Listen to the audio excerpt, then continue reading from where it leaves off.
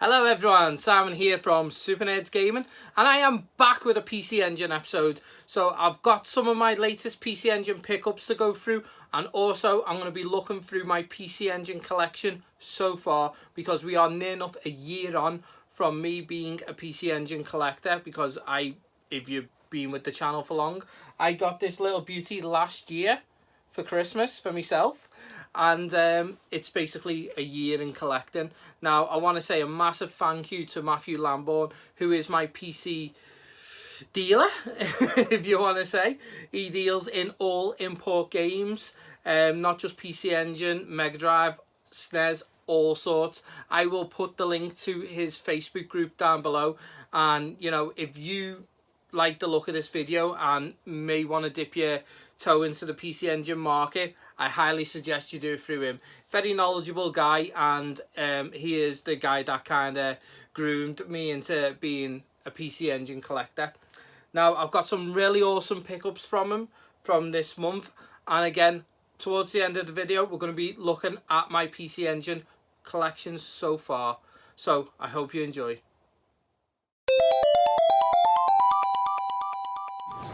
So the first item we're looking at is the Avenue 6 pad. Now this is a massive upgrade on the normal PC Engine pad, which has only got 2 buttons like the Master System and the NES. So this has got 6 buttons, it's got turbo, it's got slowdown, it's got everything that you really need. So it's going to open up a whole plethora of new games for me, and also let me play Street Fighter 2, which I do have, and it's not easy trying to play Street Fighter 2 with only 2 buttons.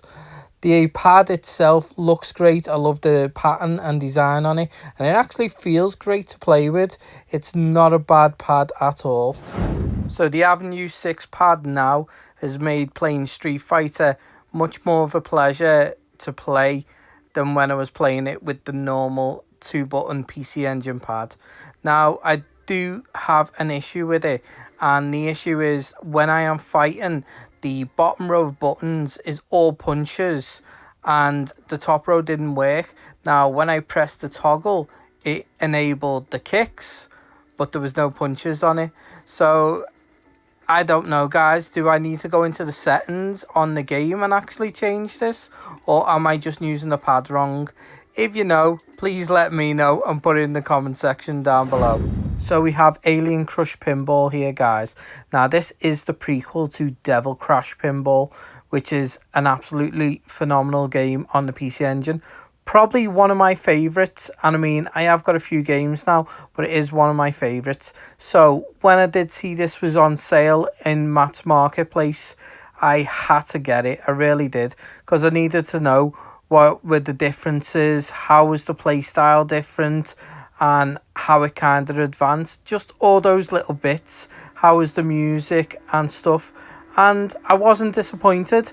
Now I will go as far as saying it is not better than Devil Crash Pinball, but it still is very good in its own accord, and it's got a very Geigerish kind of, or Giegerish, sorry, look to it, with all like the alien kind of entities around the board, and when you're hitting it and flipping the actual pinball around.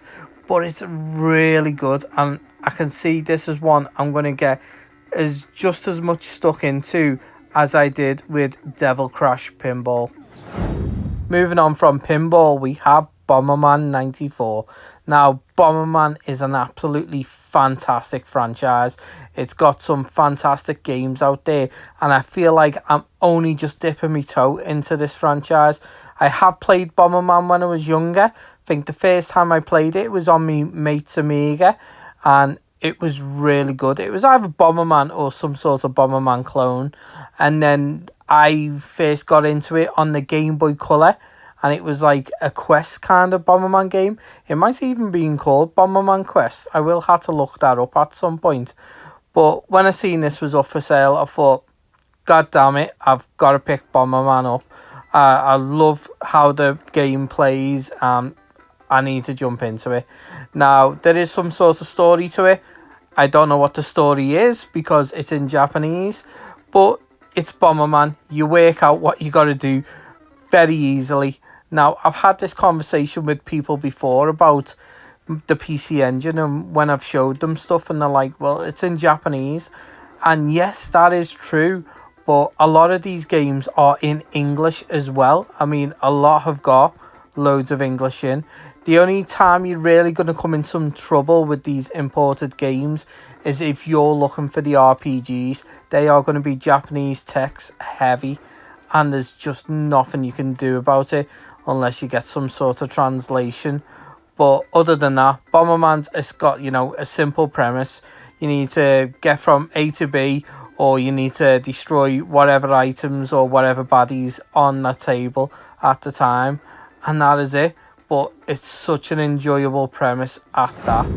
Last but not least, we have Space Invaders. Now, what I want to point out before we go any further is look at the artwork on this box. It is absolutely outstanding. I really fell in love with this box soon as I picked it up and went, wow. Because when I picked this off the list of games that I want from Matt's Marketplace, I didn't realise how good that artwork looked on it. Even on the Hue card here, it looks really nice. Now, Space Invaders is an absolute staple of the arcade. It's, you know, whenever I go to a Play Expo, I always make sure I go and play Space Invaders. Now, am I good at it? No, I am not good at Space Invaders at all. I am shockingly bad at it. I want to be better at it, so this is why I have picked it up. But from the goes that I've had while I've been trying out the game and testing it, it's not looking good. It really isn't. It's like my reaction time to the aliens dropping down is very bad. But I still enjoy it, and I think that's the main thing is, you know, play it, and you will get there at some point. And there's not much you can say about Space Invaders. It's not really changed over the years, and this PC Engine version is nothing greatly different about it than any other version that I've really played. But it's still nice to own it, and that box art, as I've said again, is outstanding. I really like that. So yeah, really happy with picking up Space Invaders. So we're going to have a look at my collection that I have built up within the year of collecting PC Engine games. And I think, looking from this little stack here, I've done quite well. So we're going to have a look at the first 3 games that got me started off as a PC Engine collector. And I did choose them myself, not knowing what the system could do or nothing, including, you know, I picked up Street Fighter. I only had a 2-button pad. So that might have not been the best choice. But in my defence, I think this case says it all. It looks gorgeous. The artwork in there is fantastic as well. So one of the first games I picked up was Street Fighter 2, which is brilliant. The next game I picked up, which again I had no idea about, is the Kung Fu. I've not really enjoyed this game, I'll be honest. But this is the thing, I'm taking a chance with games that I might have not picked up anyway. But it is nice to see it on the system, and yeah, I don't really have much more to say about it. It's probably one of the games that I got in my first lot that was a bit like, but I didn't know what I was expecting. The next game I got, and this is with my first lot, is Gunhead. Now, this is absolutely outstanding. It's a fantastic game. I have never been a big gamer into shoot-em-ups, but this kind of drags you in, and it's really good. The music, the visual effects, everything. Fantastic game. Recommend anyone who's looking to get into PC Engine collecting or anything, look out for this game. Really good, really enjoyed it. So everything else is now from the collection from the year. That was like my starter pack, but everything else is from what I've collected so far. So I have got R-Type 1. R-Type, what can I say? It's an absolutely fantastic game, and I don't actually own it. I did recently pick it up for the Game Boy, but other than that, I don't own it in any other sense. I do want to get it for the Master System, because I believe it's quite good on that.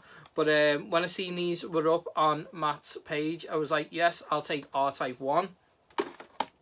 And when I can find it, should put these in order really, shouldn't I? I'll take R-Type 2, which is brilliant as well. Really love those games. So moving on, we've got Legendary Bout. And the next one, I mean, I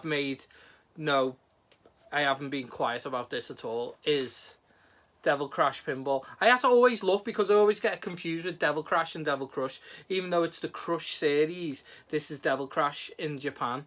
So, yeah. But this is an absolutely outstanding game. It really is.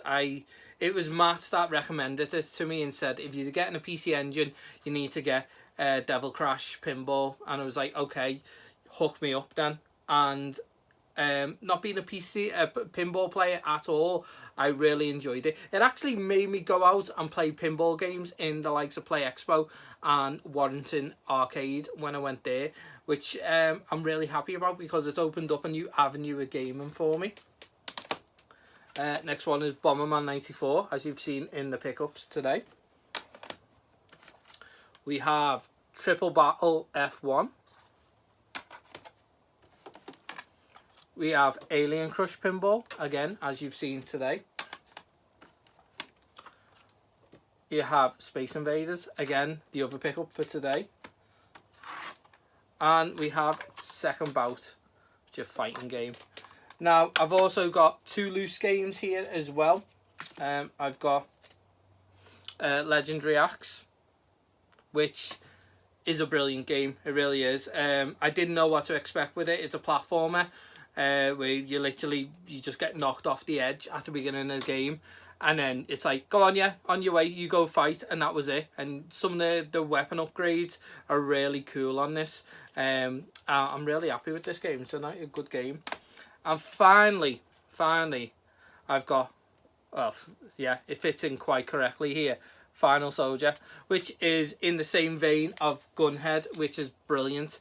Again, I'm not a shoot 'em up kind of player, but getting into these games, it's got me there. And it's like, I don't think I like bullet hell games, but I like it where I can take my time and the visuals are all bright and the music's good. It just sucks me in. So, with all that said and done, we'll just move these back over here. That's 14 PC Engine games I've acquired since becoming a collector, and I am quite proud of that collection. And I'm quite looking forward to see maybe again in a year's time where that's going to take me.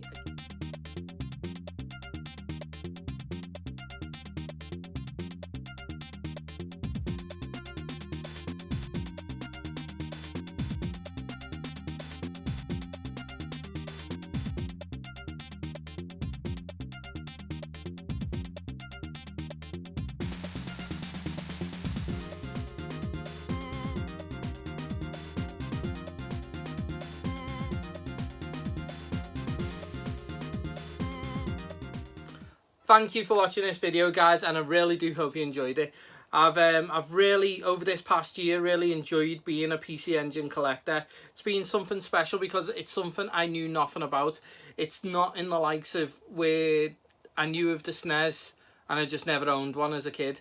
This was something that was a complete mystery to me until I became a collector. But I am happy I am a collector now, and some of the games that I've experienced on the system are absolutely brilliant. And I want to just say a massive thank you because we have just recently reached 1,000 on this account, 1,000 subs that is, and that is like an amazing amount for me to get, because I just do stuff like that I want to do. This is what this is account for, is for me. It is me doing my stuff, showing off my games and stuff like that. So it is all like a personal thing for me. And for other people to enjoy that along with me, to even sub to me, is amazing. And I just want to say an absolute big, massive thank you to everyone who has subscribed, liked and commented on these videos. You guys are amazing. Anyway, guys, I will catch you next time.